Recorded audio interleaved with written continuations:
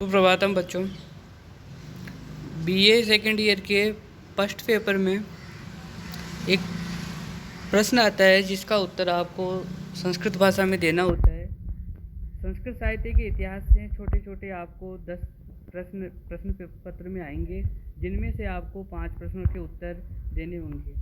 आज जो हम क्लास ले रहे हैं उनमें मैं अति लघु उत्तरात्मक यानी कि 2-2 नंबर के जो क्वेश्चन आंसर है संस्कृत साहित्य के इतिहास के, उनके बारे में आपको पढ़ा रहा हूँ। आप ध्यान से क्लास लीजिए। देखिए, पहला प्रश्न, आदि कवि कह। आदि कवि किसे कहते हैं? आदि कवि कौन है? तो उत्तर होगा आदि कवि वाल्मीकि। वाल्मीकि आदि कवि है। आदि कवि का मतलब प्रथम कवि। लौकिक साहित्य के पहले कवि वाल्मीकि कहलाते हैं। दूसरा क्वेश्चन देखिए, आदि काव्यम किम कथ्यते? तो आदि काव्यम रामायणम कथ्यते। आदि काव्य रामायण कहलाता है।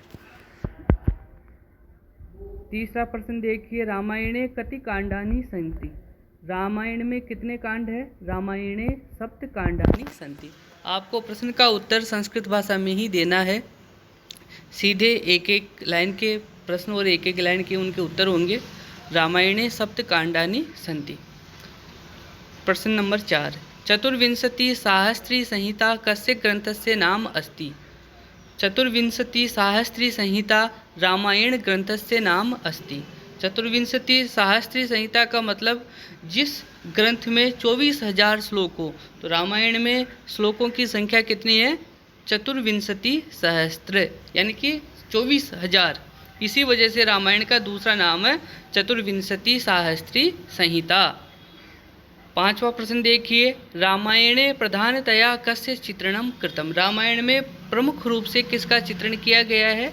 तो रामायणे प्रधानतया रामचरित्रस्य चित्रणम कृतम। छठा प्रश्न, रामायणे प्रधान रस क?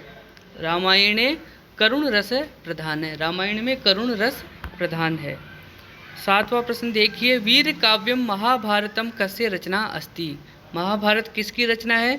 तो महाभारतम ग्रंथस्य रचयिता महर्षि वेद व्यास अस्ति। ये इसका उत्तर होगा महर्षि वेद व्यास। आठवां प्रश्न देखिए, सतसाहस्त्री संहिता कस्य ग्रंथस्य नाम अस्ति? सतसाहस्त्री संहिता महाभारत ग्रंथस्य अपरम नाम अस्ति।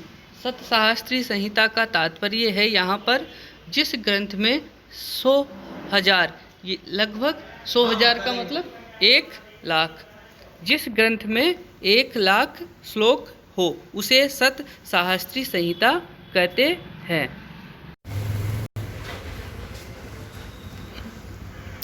नवा प्रश्न देखिए, पंचमः वेद क? पांचवा वेद कौन है? तो पांचवा वेद महाभारतम। पंचमः वेद महाभारतम कथ्यते। पांचवा वेद महाभारत कहलाता है। महाभारत का विभाजन देखिए। प्रश्न नंबर 10, महाभारते कति पर्वाणि सन्ति? महाभारत में कितने पर्व है? महाभारते 18 पर्वाणि सन्ति। महाभारत में 18 पर्व है। 11वां प्रश्न देखिए, श्रीमद्भगवत गीता महाभारतस्य कस्य पर्वस्य अंशः अस्ति? श्रीमद्भगवत गीता महाभारत के किस पर्व का अंश है? तो महाभारत के जो 18 पर्व है उनमें से जो छठा पर्व है भीष्म पर्व, वहाँ से श्रीमद्भगवत गीता लिया गया है। तो उत्तर होगा श्रीमद्भगवत गीता महाभारत से भीष्म पर्व से अंश अस्ति। प्रश्न नंबर 12, बुद्ध चरितम महाकाव्य से प्रणेता क अस्ति? बुद्ध चरितम महाकाव्य के रचयिता कौन है? बुद्ध चरितम महाकाव्य से प्रणेता अश्वघोष अस्ति।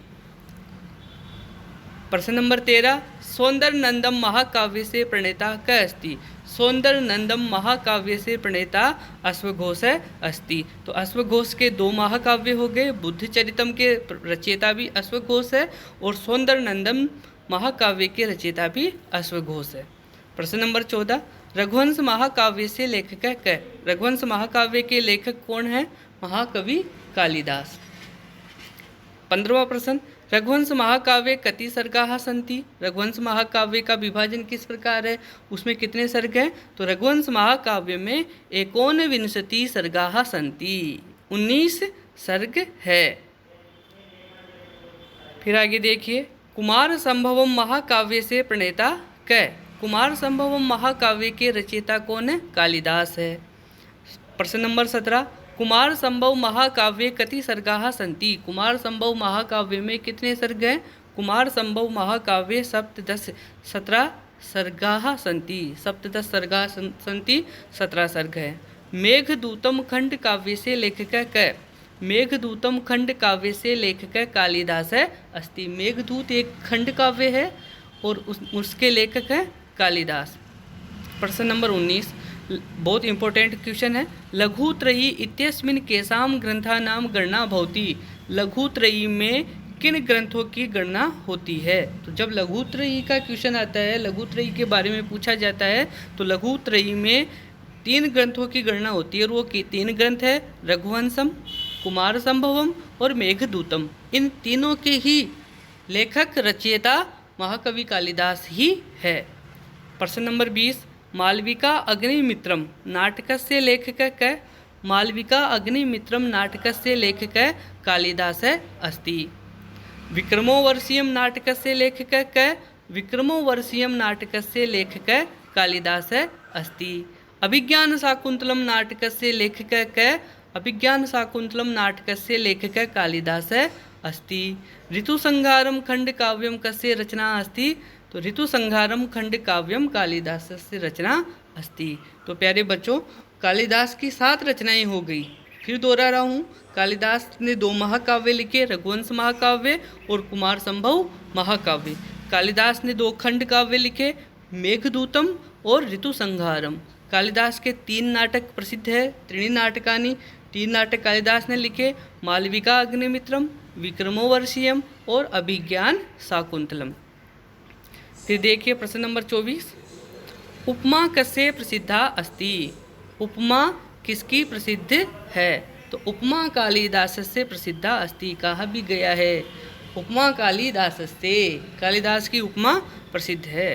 प्रश्न नंबर 25 देखिए, किराता अर्जुनीयम महाकाव्य से लेखक कै। किराता अर्जुनीयम महाकाव्य से लेखक कै। महाकवि भारवी किराता अर्जुनीयम महाकाव्य से लेखक अस्ति। महाकवि भारवी किराता अर्जुनीयम महाकाव्य के लेखक हैं। प्रश्न नंबर 26, माघ द्वारा लिखितम महाकाव्यम। माघ द्वारा लिखित महाकाव्य कौन सा है? तो माघ द्वारा लिखितम महाकाव्यम शिशुपालवधम अस्ति। प्रश्न नंबर 27, नेषधीय चरितम महाकाव्य से रचनाकार कै। नेषधीय चरितम महाकाव्य से रचनाकार श्रीहर्ष अस्ति। प्रश्न नंबर 28, बहुत ही महत्वपूर्ण प्रश्न है। ये कह रहा है कि बृहत्त्रयी मध्ये कानि महाकाव्यानि परिगणितानि।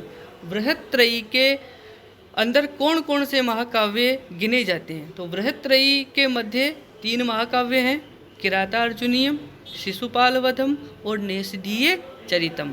ये 3 महाकाव्यों को बृहत्त्रयी कहा जाता है। अब देखिए, वासवदत्ता।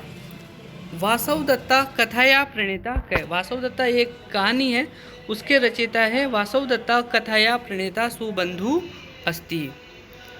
प्रश्न नंबर 30, 10 कुमार चरितम कस्य रचना अस्ति। 10 कुमार चरितम महाकवि दंडिनः रचना अस्ति। महाकवि दंडी की रचना है 10 कुमार चरितम।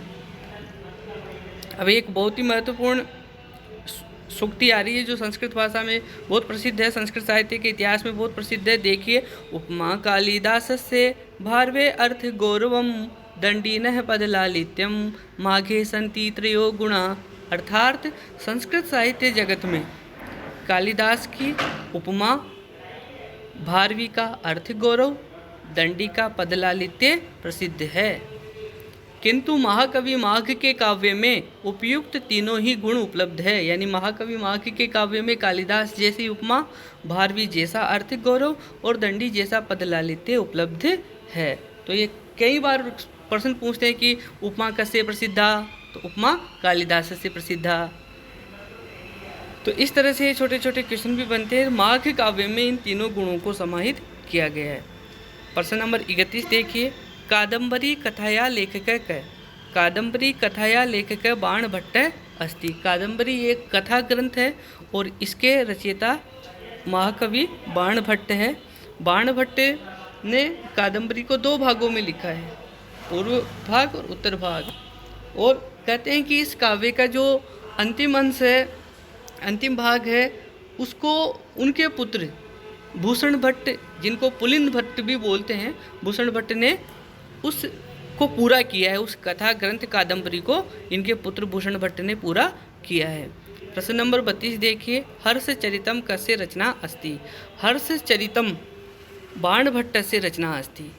हर्षचरितम एक आख्यायिका है। आख्यायिका का मतलब होता है कि जो किसी इतिहास प्रसिद्ध व्यक्ति को आधार बनाकर जो लिखी गई है, जैसे राजा हर्ष उत्तर भारत के बहुत बड़े राजा हुए हैं और उनका जीवन चरित्र इस काव्य में, इस रचना में बाणभट्ट ने लिखा है। तो हर्षचरितम के रचयिता है बाणभट्ट।